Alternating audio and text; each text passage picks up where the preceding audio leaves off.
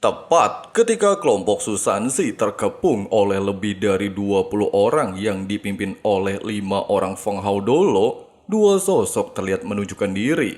Bahkan salah satu orang meminta Susansi suren aja.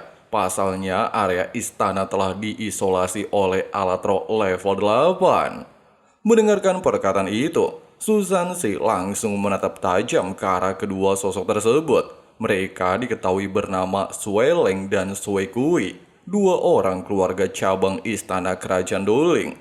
Sambil tertawa mendengarkan tebakan Susansi, Sueleng lantas memperkenalkan diri sebagai seorang pangeran, sedangkan Suekui merupakan adipati. Mereka berdua memang sengaja bekerja sama untuk mengambil alih tahta kerajaan Doling, sehingga menandakan mereka berdua sudah merencanakan pemberontakan sejak awal. Pada dasarnya, penampilan fisik Sue Kui bisa dibilang biasa saja. Dia bukan seseorang yang suka menarik perhatian, bahkan terlihat sedikit membosankan. Namun siapa yang mengira seorang pria biasa bisa menjadi monster seperti ini? Di mana menurut informasi, Sue Kui merupakan orang yang telah menghancurkan kota dan pertahanan kota Doling selama dalam perjalanan memberontak. Lebih jauh lagi, Sue Kui merupakan penguasa kota Luoan kerajaan Doling, sedangkan Sueleng merupakan penguasa wilayah Tianhe. Dia notabene memiliki jabatan lebih tinggi. Pasalnya leluhurnya pernah memberikan kontribusi besar bagi kerajaan Doling. Menurut sejarah, ketika kerajaan Tiando terpisah dan akhirnya menjadi kerajaan Doling dan Tianhun, leluhur Sueleng pernah membantu keluarga kerajaan Doling melarikan diri dari kejaran keluarga kerajaan Tianhun, membuat keluarga kerajaan Doling akhirnya mampu mendirikan kerajaan sendiri. Sejak saat itulah, leluhur Sueleng mendapatkan gelar turun-temurun dan status mulia di Kekaisaran Doling. Dengan adanya fakta tersebut, status Sue Kui jelas lebih rendah. Meskipun dia juga penguasa kota, tapi gelarnya hanyalah Markuis. Sedangkan Sueleng adalah Duk alias Adipati Kaya Daihao. Mereka secara terpisah mengerahkan pasukan mereka di wilayah masing-masing. Mereka berlari ke kota Doling atas nama membantu kaisar. Sueleng menunjukkan banyak pengekangan di sepanjang jalan. Dia tidak akan melakukan sesuatu yang kejam kepada siapapun, kecuali lawannya menyerangnya terlebih dahulu. Sue Kui adalah kebalikannya. Dia menghujani setiap kota yang dia temui. Lebih jauhnya lagi, Sueleng dan Sue Kui jelas bersaing untuk tahta kerajaan. Tetapi siapa yang akan berpikir bahwa mereka berdua akan membentuk aliansi? Selain itu juga, mereka terlihat sangat akrab satu sama lain. Bahkan penampilan mereka pun terlihat mirip. Sambil merendahkan suaranya, Sue Kui mengatakan kepada Susansi, kesalahannya adalah ikut campur dalam masalah internal kerajaan Doling. Jika Susansi tidak ada, Sueleng jelas sudah sejak lama menjadi kaisar. Oleh sebab itu, hari ini akan menjadi hari terakhir Susansi menghirup oksigen di dunia ini. Susansi menatapnya dengan sangat dingin. Dia tidak mengerti kenapa mereka berdua justru merusak reputasi sendiri hanya demi sebuah tahta kerajaan. Dengan sangat sombong dan beranggapan Susansi sebentar lagi akan mati, Sue Kui lantas menegaskan, Sueleng sebenarnya adalah anaknya. Bertahun-tahun yang lalu, dirinya tanpa sengaja mengenal seorang wanita yang merupakan istri dari Duk Tianhe. Ya, bisa dibilang Sueleng adalah anak hasil perselingkuhannya. Ucapan barusan jelas menggemparkan seluruh isi ruangan. Bahkan Sue Lingsun alias emaknya Susansi benar-benar diliputi amarah. Dia benar-benar muak mengetahui fakta mencengangkan tersebut. Belum sempat Susansi kembali bertanya, Sue Kui mengatakan, Permaisuri Dewi Perang Juzi telah berjanji kepada mereka, selama Sueleng menjadi kaisar dan mau tunduk kepada kerajaan Ryu, maka kerajaan Doling akan terhindar dari bencana. Hal itu merupakan sebuah solusi dari keadaan benua saat ini. Penjelasan barusan jelas membuat Sue Lingsung langsung terkejut-kejut. Dia bahkan mengambil sebuah fakta. Kalau ternyata Legiun Master Alatro bisa memasuki kerajaan Doling dan membunuh semua keluarga kerajaan, pastilah berkaitan erat dengan mereka berdua. Sambil mengelak, Ling Sun tidak perlu melakukan tuduhan. Sui Kui juga menegaskan, semua bencana tersebut terjadi karena Legiun Master Alatro Kerajaan Ryu terlalu kuat, sedangkan keluarga kerajaan sebelumnya terlalu lemah dan akhirnya berakhir dengan kematian. Selain itu juga, dikarenakan Ling Sun dan putranya alias Susansi adalah keluarga inti terakhir yang tersisa, maka mereka berdua harus mati hari ini juga. Dengan begitu, semua masalah ini akan beres. Terlebih lagi, tidak akan ada bantuan bagi mereka di saat seperti ini. Merasa bosan dengan perbacotan barusan, Sueleng tiba-tiba saja mundur beberapa langkah, serta meminta bapak haramnya untuk segera melakukan tugas menghabisi Susansi dan ibunya, sehingga mereka bisa segera menuai hasil yang telah lama diimpikan. Susansi tidak perlu menebak untuk mengetahui bahwa beberapa individu kuat sebelumnya berasal dari Kekaisaran Ryu. Selain itu, mustahil bagi kedua penguasa wilayah untuk mengumpulkan begitu banyak orang kuat. Namun tidak peduli hal tersebut, kelompok Susansi harus berhadapan dengan 5 Fenghao Dolo dan sejumlah besar Dolo 8 cincin roh. Terlebih lagi di pihak Susansi hanya Ye Gui yang saat ini berada di atas level 90. Kala jumlah dan kala level seperti ini jelas merupakan penindasan alias pembantaian. Jika kelompok Susansi ingin bertahan hidup, satu-satunya cara hanyalah keluar dari pengepungan dan bukan melakukan baku hantam. Susansi mundur selangkah dan menggunakan tubuhnya untuk melindungi ibunya. Meskipun Sue Ling Sun adalah seorang putri, kultivasinya tidak terlalu tinggi. Dia hanya bisa mencapai pangkat seorang kaisar jiwa. Bahkan dengan garis keturunan kerajaan dan kekayaan sumber daya yang dimilikinya, dia jelas yang paling lemah di antara semua orang. Susansi lantas menundukkan kepalanya dan meminta ibunya untuk tetap di sampingnya. Dia juga berjanji kepada ibunya, apapun yang akan terjadi, mereka akan tetap hidup. Namun sebagai seorang ibu, Ling Sun jelas tidaklah memperdulikan keselamatannya. Dia justru menegaskan kepada Susansi dan seluruh rekan-rekannya untuk segera pergi, biarkan dirinya sebagai tumbal proyek. Sementara mereka berbicara, Sui Kui, Sueleng, dan orang-orang yang mereka bawa mulai melakukan serangan. 5 Fenghao Dolo berpisah ke 5 arah berbeda, sedangkan sisanya langsung mengepung kelompok Susansi, tidak memberikan mereka celah sedikit pun. Mata Ye Gui menunjukkan cahaya kemasan saat sayap di belakangnya mengepak dengan lembut. Setelah itu, dia melepaskan aura suci yang kuat ketika 9 cincin roh di tubuhnya mulai memancarkan cahaya yang intens. Meskipun Sui Kui dan Sueleng memiliki posisi diuntungkan dalam situasi saat ini, tapi mereka tidak bisa berpuas diri. Pasalnya Susansi dan seluruh anggotanya berasal dari Akademi Shrek. Selama salah satu dari mereka bisa melarikan diri, mereka semua pasti akan tewas oleh pembalasan dari Akademi Shrek. Itulah sebabnya mereka tidak bisa berpuas diri sebelum benar-benar membunuh semua orang. Fenghao Dolo yang sebelumnya telah menyerang, kini dia tiba-tiba menghilang di udara. Orang itu jelas menggunakan semacam tipuan untuk menyembunyikan dirinya. 4 sisanya mengisi 4 arah mata angin. Bahkan mereka sudah siap sambil melepaskan roh pelindung masing-masing. Fenghao Dolo pertama memiliki roh pelindung maung alias macan. Tubuhnya memancarkan api luar biasa intens, sehingga menandakan dia merupakan seorang Fenghao Dolo tipe serangan.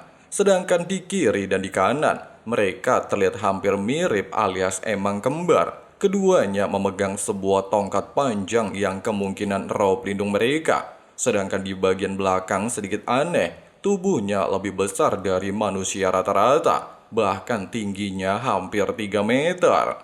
Berdasarkan pengalaman Susansi, dia bisa menebak orang tersebut pastilah bertipe defensif.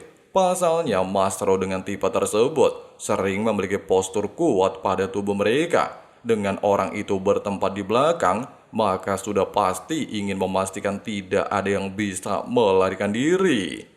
Dolo macan di depan tiba-tiba melepaskan raungan. Kemudian dia melepaskan sebuah bola api tepat ke arah kelompok Susansi. Pada saat yang sama, kedua Feng Hao Dolo di samping juga melakukan gerakan. Tombak panjang mereka tiba-tiba membesar ke udara, kemudian membanting dari kedua sisi secara bersamaan. Di momen krusial seperti ini, seluruh orang jelas berandai-andai King Huo Yu Hao ada di sini. Jika benar, maka mereka tidak perlu takut sedikit pun dengan pertempuran semacam ini. Bahkan jika Yu Hao tidak berpartisipasi secara langsung, namun kepercayaan diri atas strategi Yu Hao bisa meningkatkan mentalitas. Tapi sayangnya, semua itu hanya ada dalam angan mereka. Susansi mengeluarkan geraman rendah. Perisai Xuan Wu-nya bersinar. Dia menggunakan kemampuan kepemilikan kura-kura emas. Tujuannya jelas memastikan emaknya tetap aman di sampingnya. Sedangkan orang pertama yang bergerak adalah Ye Guyi. Dia melompat dan melonjak ke atas langit. Dia mengembangkan sayap di belakang punggungnya. Setelah itu, orang akan melihat partikel berkilau emas yang tak terhitung jumlahnya yang berkonsentrasi ke tubuhnya. Pedang malaikat muncul di tangannya, membuat penampilan Ye Guyi bagaikan Dewi Malaikat turun dari langit. Pada saat berikutnya, di saat Ye Guyi mengayunkan pedang suci ke depan, seberkas cahaya kemasan merobek bola api yang datang ke arah mereka. Setelah itu, cahaya pedang tajam berlari menuju Dolo Macan. Ye Guyi tidaklah memperdulikan dua tiang yang datang dari samping. Pada saat yang sama, sebuah cahaya merah dari tubuhan QQ bersinar. Dia seolah-olah memberikan dukungan kekuatan dan menyatu ke dalam tebasan pedang Ye Guyi. Susansi tiba-tiba melemparkan perisai Xuan Wu-nya ke atas, berubah menjadi formasi perisai, dan langsung melindungi seluruh orang dari hantaman dua tiang raksasa. Tidak sampai di sini, Susansi juga melepaskan domain Xuan Wu ke area di sekitarnya. Selama domainnya ada, maka Dolo yang bersembunyi tidak akan mampu mendekat. Selain itu juga, serangan musuh akan berkurang 50% ketika memasuki domainnya.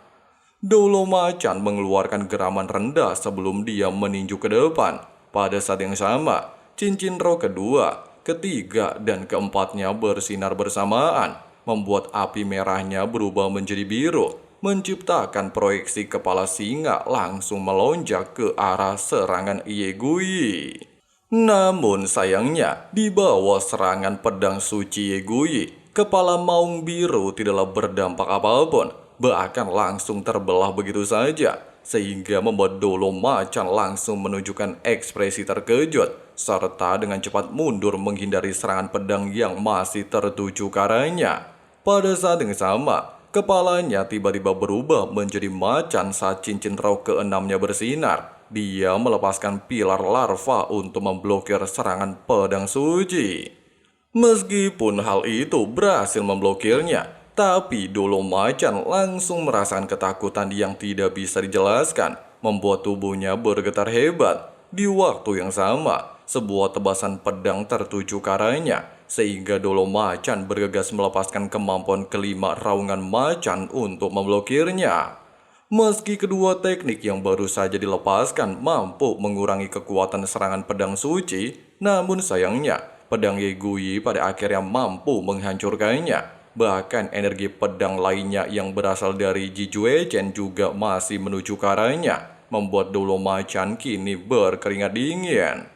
Semuanya terjadi terlalu cepat. Meski Dolo Macan bertanggung jawab melakukan serangan utama, dia seharusnya hanya melakukan tipuan terhadap serangan. Rencananya memancing musuh melepaskan banyak kemampuan, sehingga mengurangi banyak resiko. Namun mereka tidak mengira orang-orang dari Sekte Tang memiliki pengalaman baku hantam luar biasa edon. Bahkan meski dari 6 orang, hanya 3 orang yang kini turun tangan memblokir Dolo Macan. Pada saat seperti ini, sudah terlambat bagi Dolo Macan untuk melepaskan bentuk roh pelindungnya. Dia hanya bisa dengan paksa melepaskan kemampuan kedelapan secepat mungkin demi memblokir serangan pedang yang datang ke arahnya. Tapi pada saat ini juga, Ye Gui tiba-tiba saja melepaskan teriakan dan membentangkan sayapnya ke tingkat maksimal, menciptakan dorongan cahaya suci. Bahkan sebuah pilar cahaya terbentuk langsung ke tubuh Dolo Macan, disebut sebagai teknik penerangan cahaya suci. Meski Dolo Macan bereaksi cepat dan melepaskan alat roh tipe pertahanan, tapi sayangnya alat roh seperti itu tidak terlalu berguna dalam pertarungan tingkat Feng Hao Dolo, bahkan dengan mudah dihancurkan, membuat tubuhnya masih terkena imbas serangan pedang, membuatnya terlempar mundur dan terluka cukup parah. Saat berikutnya, sebuah cahaya kembali bersinar intens dari tubuh Ye Gui. Dia seperti melepaskan pilar cahaya untuk mengisolasi seluruh area. Dia melakukan hal itu karena melihat beberapa Master Roh musuh telah melepaskan kemampuan jarak dekat ketika dirinya sedang melakukan baku hantam. Semua serangan jarak dekat segera tercermin saat mereka bersentuhan dengan cahaya kemasan. Semua serangan yang tersisa baik dibelokkan atau diblokir oleh kekuatan terakhir dalam penghalang emas. Bahkan dua pilar raksasa yang dirilis oleh Feng Hao Dolo di samping diperlambat oleh penghalang sebelumnya. Mereka mendarat di dinding perisai Susansi, menandakan mereka berhasil bertahan dalam bentrokan pertama ini. Sementara itu, meskipun terluka cukup parah, Dolo Macan kembali bangkit dan akhirnya melepaskan kemampuan ketujuh bentuk roh pelindungnya. Sedangkan Ye Gui juga melakukan hal sama. Dia menggunakan kemampuan ketujuh bentuk sejati Dewi Malaikat. Di sisi lain, Ji Jue Chen dengan gila melepaskan niat pedangnya. Meskipun kultivasinya di bawah Ye Gui, tapi bisa dibilang Jue Chen memiliki kekuatan serangan paling menakutkan. Bahkan dia telah berhasil menghabisi salah satu Dolo 8 cincin roh, kemudian menebaskan pedangnya secara vertikal dan menyapu banyak musuh untuk bergegas mundur. Kembali lagi ke tempat Ye Gui. Ketika pertempuran sengit berlangsung, Ye Gui tidak melepaskan kemampuan ke-8 yang disebut Malaikat Maut, menciptakan sebuah sinar cahaya kemasan. Selain memberikan tekanan kepada Dolo Macan, efek dari cahaya emas juga mampu melucuti seluruh kekuatan roh dan kekuatan bertahan musuhnya. Bahkan seperti halnya api membakar tubuh musuhnya dengan cahaya matahari. Pada saat yang sama, 6 pasang sayap di punggung Ye Gui tiba-tiba saja berlipat ganda menjadi 12 pasang sayap. Auranya terus melonjak hingga mencapai tingkat kekuatan yang menakutkan, membuat semua Master Roh di bawah level Feng Hao Dolo merasakan tekanan luar biasa hebat. Kekuatan seperti ini benar-benar jauh dari apa yang telah dibayangkan oleh pihak pemberontak. Sejujurnya, Sui Kui dan Sui Leng telah melakukan penelitian yang tepat pada Susansi dan seluruh rekan-rekannya sebelum mereka memulai operasi pemberontakan. Mereka percaya memiliki pemahaman yang baik tentang kemampuan musuh, namun mereka tidak mengira kelompok individu muda tersebut begitu kuat. Saat ini Ye Gui memiliki 12 pasang sayap, sehingga bisa diartikan Ye Gui telah mencapai tingkat malaikat tertinggi. Dia benar-benar tidak lagi berada di level manusia biasa, dikenal juga sebagai pewaris Dewi Malaikat Sejati. Hal ini berasal dari kemampuan ke-9 Ye Gui yang disebut proyeksi Dewi Malaikat. Saat pedang suci muncul di tangan malaikat tertinggi, Ye Gui menebas pedang ke depan dan melepaskan seberkas cahaya suci ke sekelilingnya. Dua Feng Hao Dolo di samping yang memegang tongkat menerima kerusakan paling besar dari cahaya suci. Mereka hanya bisa mencoba yang terbaik untuk menggunakan bentuk roh pelindung demi melindungi diri. Bahkan ketika cahaya suci akhirnya berakhir, setengah dari bentuk tongkat mereka hancur oleh cahaya suci. Sementara 6 Dolo dan 8 cincin roh langsung terbunuh. Sedangkan Feng Hao Dolo di belakang mereka juga terlempar mundur. Mereka tidak akan pernah menduga serangan satu orang menjadi begitu kuat. Bahkan dulu macan di hadapan Ye Guyi seketika koit. Dan tiba-tiba saja kita lanjut lagi di spoiler bagian berikutnya ya guys ya. Wadidaw, kemarin-kemarin kita disibukin sama Yu Hao dan Tang Wutong ya guys ya. Dan di spoiler bagian kali ini, Ye Guyi akhirnya menunjukkan kekuatan luar biasa menakutkan. Bahkan setelah menjadi seorang Feng Hao Dolo, Ye Guyi memiliki kemampuan ke-9 luar biasa mengesankan, di mana kemampuan tersebut disebut sebagai proyeksi Dewi Malaikat, memungkinkan Ye Guyi memanggil kekuatan Dewi Malaikat sejati. Nah, untuk selengkapnya kita bahas detailnya di episode spoiler berikutnya guys ya. Makasih banyak buat teman-teman yang udah nonton sampai habis. Di sini Abang Frengsi Ketua Sekte undur diri dulu. See you and bye. Bye. Through the downs and lows and we're all going live. Still nobody knows, but I'ma choose what's right and take what comes and goes. And ain't no one in life holding me back no more. I've seen a lot of change, been through a lot of pain. Some things are not the same as they were a year ago, but all will be okay. I move on each and every day. The past is where it stays, way back a year ago.